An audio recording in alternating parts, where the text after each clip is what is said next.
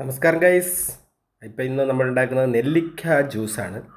നമുക്ക് കുറച്ച് നെല്ലിക്ക കിട്ടി. അപ്പം നമ്മൾ കുറച്ച് കുരുമുളക്, കുറച്ച് ഉപ്പ്, ഇത്ര മാത്രമേ ഉള്ളൂ കേട്ടോ ഇൻഗ്രീഡിയൻസ്. അപ്പം നമ്മൾ നെല്ലിക്ക നല്ലോണം ചൂടുവെള്ളത്തിൽ നല്ലോണം വൃത്തിയിൽ കഴുകി വൃത്തിയായിട്ട് അതെടുത്ത് മിക്സീൻ്റെ ജാറിലേക്ക് ഇട്ടു കേട്ടോ. കുറച്ചായിട്ട് അങ്ങനെ വെള്ളമൊക്കെ കളഞ്ഞ് കഴുകി അതിലേക്ക് ഇട്ടു.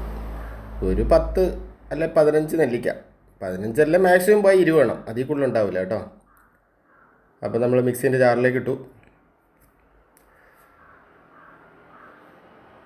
ഇനിയും ഇപ്പം കുരുമുളക് എടുത്ത് വെച്ചിട്ടുണ്ട് കുറച്ച് കേട്ടോ. നല്ല നാടൻ കുരുമുളക്, നമ്മുടെ പറമ്പിൽ നിന്ന് തന്നെ കിട്ടിയ കുരുമുളകാണ്. അപ്പോൾ ഇതൊക്കെ ഞാൻ ചെയ്യുന്നത് ജോലി സ്ഥലത്തു നിന്നാണ്, വീട്ടിലല്ല കേട്ടോ. കുരുമുളക് ഇട്ടു.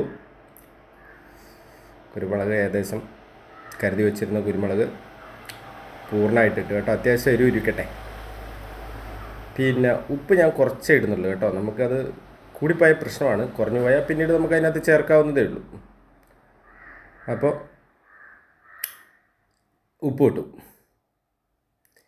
ഇനി ലേശം തിളപ്പിച്ചാറിയ വെള്ളം കുറച്ച് വെച്ചിട്ടുണ്ട്, കുറച്ച് ഒഴിച്ച് കേട്ടോ. അല്ലെങ്കിൽ എന്നാ വെച്ചാൽ കുരുവെല്ലാം കൂടെ അടിയുമ്പോഴത്തേനും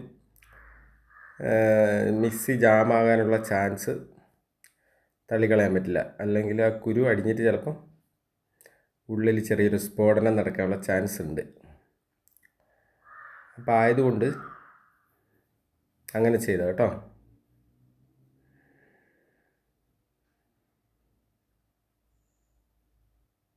അപ്പോൾ പിന്നെ നമുക്ക് ഓണാക്കാം.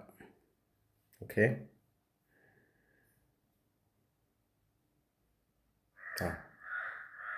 റെഡി. അത് നമ്മൾ കുറച്ച് നേരം വളരെ ലോയിൽ അങ്ങനെ ഇരുന്ന് കറങ്ങട്ടെ. അപ്പോൾ ഏകദേശം പരുവമായിട്ടുണ്ട്. ഒന്ന് ഓപ്പൺ ചെയ്ത് നോക്കാം. ആഹാ, കുരു പോലും കാണാനില്ല, എല്ലാം അടിഞ്ഞ് നല്ല സൈസായിട്ടിരിപ്പുണ്ട്. കുരുമുളകിൻ്റെ കളറെല്ലാം കാണാം. സൂപ്പറായിട്ടുണ്ട് കേട്ടോ. അപ്പോൾ ഇത് ഗ്ലാസ്സിലേക്ക് ഒഴിച്ചിട്ട് നമുക്ക് ഫ്രിഡ്ജിൽ വെച്ച് തണുപ്പിക്കണം.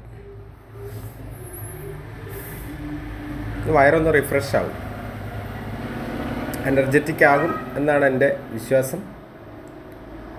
അപ്പോൾ എന്തായാലും ഞാൻ എടുത്ത് ഫ്രിഡ്ജിൽ വെക്കുക കേട്ടോ.